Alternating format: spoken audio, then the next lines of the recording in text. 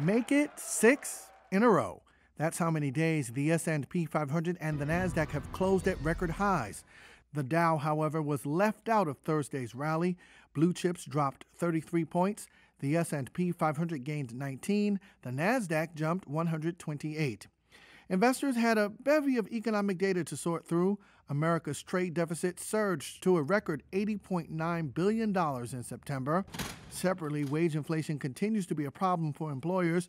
Unit labor costs surged at an 8.3% annualized rate in the third quarter.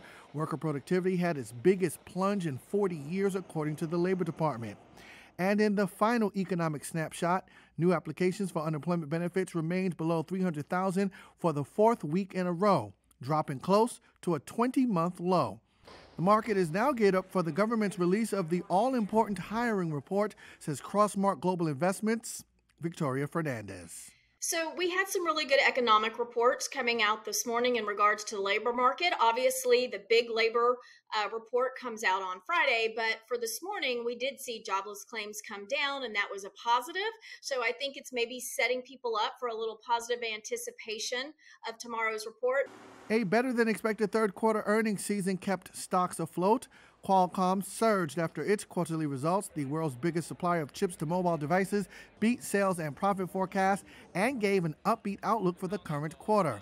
Investors see that as a sign the crunch caused by a global chip shortage may be easing.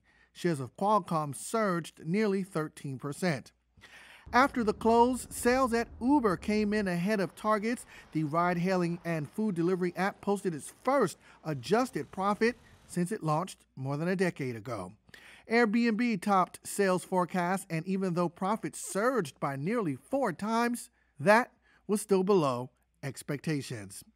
Bad news for Peloton investors. The exercise company swung to a quarterly loss, guided sales for the holiday quarter below market estimates, and cut its full-year forecast. The stock plunged in after-hours trading.